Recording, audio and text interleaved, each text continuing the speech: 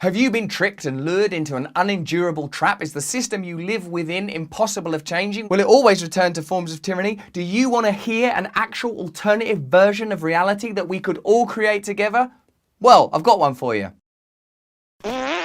Hello there, you 4.5 million wonders. Thank you so much for joining me for this video. Do you know, a lot of the time people will say in the comments below, which I read, and I love reading because I want to stay connected to you, well, what would you do, Russell? What alternative systems are there? That's why on my podcast, Under the Skin, I frequently talk to people that have experience with alternative visions, philosophies, ideals, ideas, academic experience, personal experience from across the world, throughout history, various different systems and ideologies that could be deployed to change our reality. Notably, particularly, and in this instance, anarchism, which I spoke about at length with Ruth Kinna on Under the Skin. In this part of the conversation, Ruth Kinna explains why anarchism was dismissed at the point of its inception, how it lost the duel with communism and Marxism to be the dominant philosophy of the Russian Revolution, and how many of the ideas in anarchism, which is simply really democracy, autonomy, and self-rule by people for the people without centralized systems of power continually dominating us,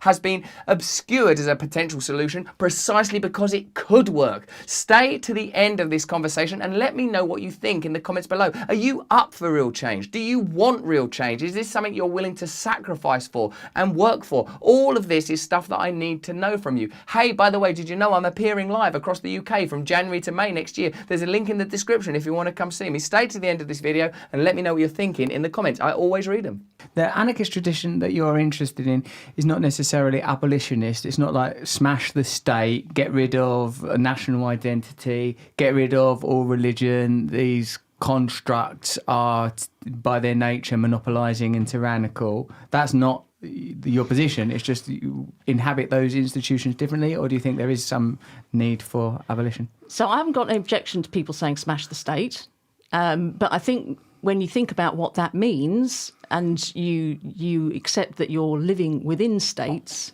then you have to unpack what that smashing entails, because the states, you know, it's a huge and an abstract concept. So we have to sort of try and break it down. If you don't like the idea of the state, tell me what it is you don't like about it. Is it the fact that it empowers some people to tell you what to do and how to do it and when to do it? That is a bit of it. Exactly. So it's about the kind of social relations that we enjoy or we don't enjoy, because relationships are structured in particular ways, and we associate that with the state or with statism or with authority. So if we think about it in terms of the social relationships, then we can start thinking about, well, okay, so if you want to smash the state, how do you do it? Well, you change the kinds of social relations you have. And we can think about that, you know, quite practically in any kind of institution that we inhabit. We can think about it in a university. We can think about it in any workplace. We can think about it in a school. We can think about it in a nursery. We can think about it anywhere, such that we're always trying to combat the concentration of power that allows someone else to command, boss, and dictate what somebody else should do. Wow. Concentration of power. So say like that we were... I know of some anarchist organisations that probably wouldn't even declare themselves as such. Primarily I'm speaking about some 12-step organisations that have creeds such as each group is fully autonomous except in matters affecting other groups or our organisation as a whole. Leaders are but trusted servants. They do not govern. Leadership positions or temporarily hold, all democratically elected and terminable, like a 3 months, 6 months, a year, then that person's jogged on. So, but why, like there's loads of questions, but one is, why has anarchy had such bad PR? Why is there no iconic, heroic figure of anarchy that's like, this is the anarchy woman or man, and where has it been successful, and can you talk us through an example of how it might work in a sort of a reasonable and visible example? Okay, so we'll start with the negative. Yeah. It's difficult to work out exactly why public opinion is so hostile, but it's always been the case. So right from the point when anarchists started to organise and call themselves anarchists. So we're talking from the 1840s to the 1870s. They attracted a bad press. And I think it's partly because of the ways in which anarchists expressed their critique. So they were talking primarily, I suppose, not to the old autocrats or the aristocrats or the sort of the old landed. I mean, they didn't like that either. But the people that they most upset were those that they had something in common with. And they were talking really to Republicans and liberals who they accused of failing to deliver on revolutionary goals. So the standard kind of historic goals of equality, liberty and fraternity. And what they were saying was that, if you're serious about those goals, then you can't organise in the way that you're organising. You can't defend the constitutions that you've set up. Because fundamentally what those constitutions do is structure inequality and bring enmity between people by protecting the right to private property.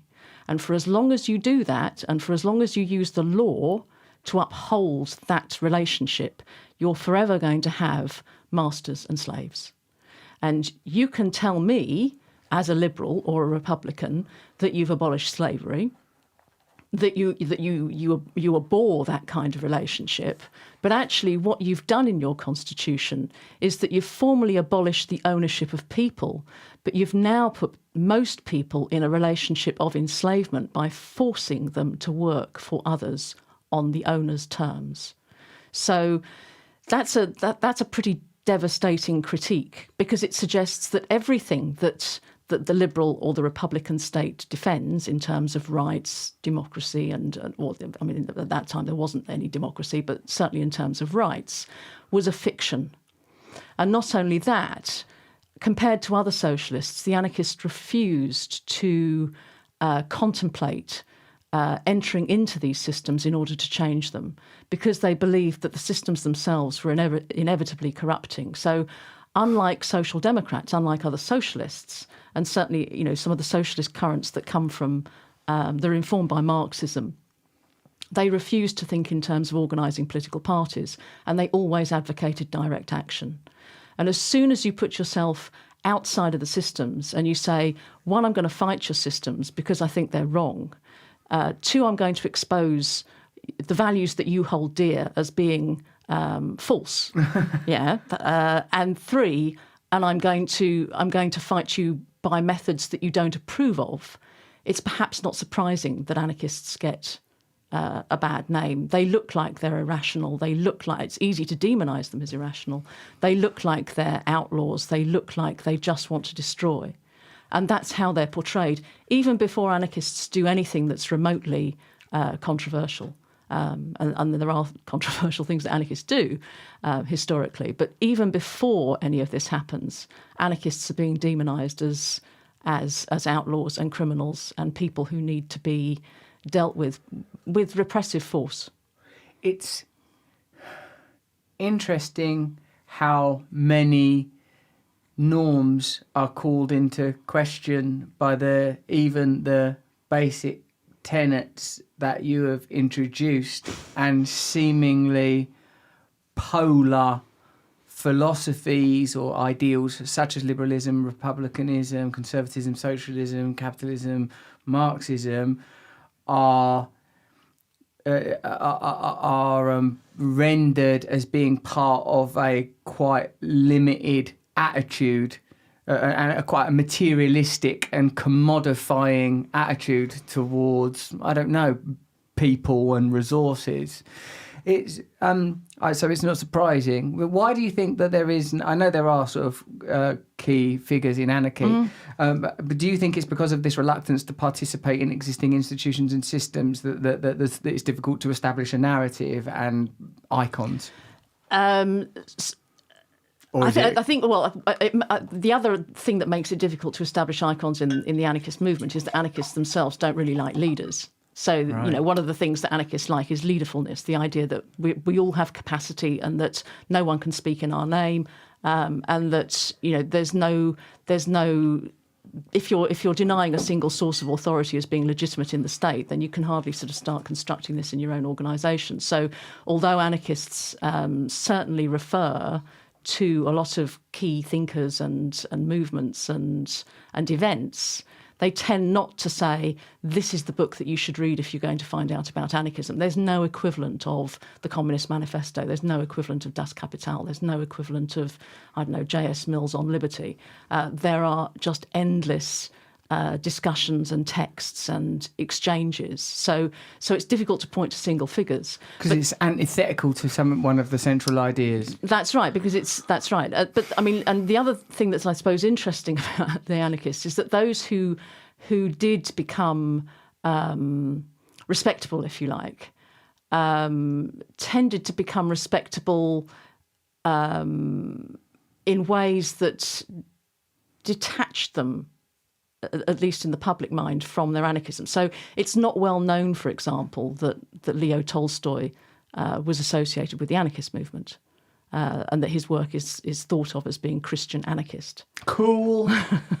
Well, do you agree with me? Do you have enough hope in you, enough faith to work for something like anarchism? Would you like to take over your schools, hospitals, communities, run things differently? Should the people that work and use facilities run them? Do you see the way the world is being hollowed out? Every high street a hollow imitation of reality now? Can you see it happening? Let me know in the comments. Give this video a like. Please subscribe to this channel and turn on the notification bell, because I need you to know what I'm thinking when I'm thinking it. If you enjoyed this video, have a look at this cheeky little guy, and have a look at this too on my Awakening side channel, where I talk about personal development so that we can get ourselves in the correct shape to embrace the kind of changes that are going to be necessary. Sign up for my mailing list as well. It's just one click away, and please come and see me live if you can. Stay free.